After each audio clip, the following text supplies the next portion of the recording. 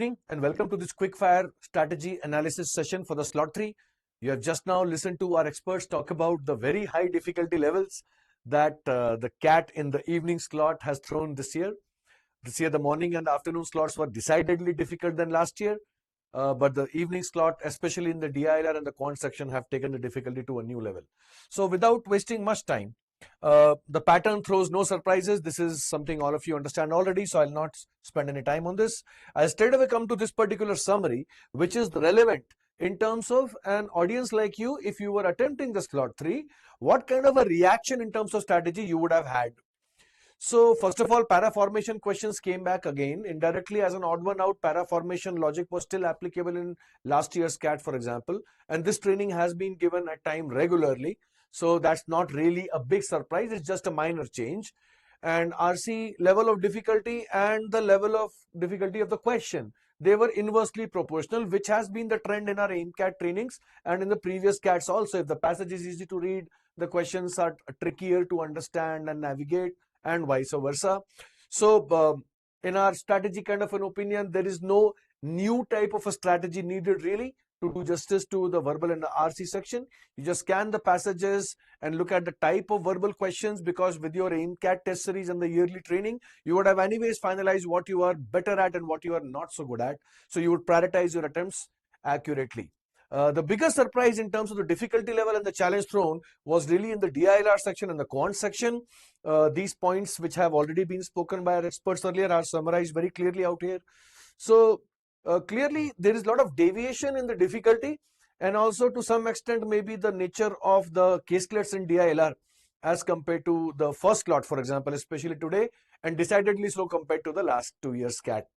So from that point of view, the only reasonably clear strategy that somebody can have when you're facing this kind of a difficulty in that section is that you need to scan and focus very, very hard, especially for the DILR section onwards I'm talking about. Every caselet is a challenge. When you cursorily read through it, you might have listened to our analysis of the slot 1 and slot 2, where we clearly said one DILR caselet was doable.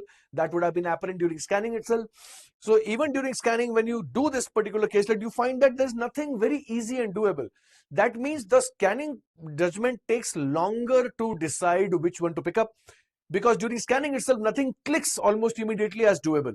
And therefore, as a strategy, scanning itself will consume more time, because based on that judgment, you will then give a fair amount of time to one caselet that you can do. And even if you do one caselet, it might help you clear the cutoff. Like in the morning slots and the afternoon slots, we said one caselet and a few more questions kind of a thing. But in this particular case, clearly, even one caselet, even if it was partially done, out of 5, you could do 3 questions or 4 questions might be great. Like our experts told just a few minutes back, the scaling and the normalization factor would take care of the jump in the percentile out here, so not to worry. But then for a paper which is so difficult, the only thing that can save you is good judgment after scanning. And if a hurried scanning does not give you enough confidence to pick up a caselet, then in that case, you have to be very patient in scanning. That's one thing. Second thing in quant is, there are 20 plus questions, but there are hardly any sitter questions. Apart from 1 or 2 questions, there are hardly any sitter questions or direct application of concepts that you would have gone through in your regular preparation training on arithmetic or geometry or algebra and so on and so forth.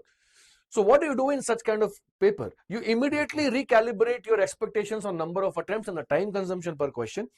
And you look at the lengthy nature of every question that comes on the screen, because even if it looks doable, it is not doable in a typical historically comfortable trend line of 1.5, 2.5 minutes. It might take 3.5, 4 minutes for an aspirant typically. And therefore, number of attempts will go down. There is no need to panic. The best strategy would be obtained when you have the bird's eye view of the whole section. So clear scanning and shortlisting is needed. If you have seen all the 22 questions, then you anyways know there's nothing beyond these 22 questions for you to do. And therefore, from this, whatever handful you can really focus on.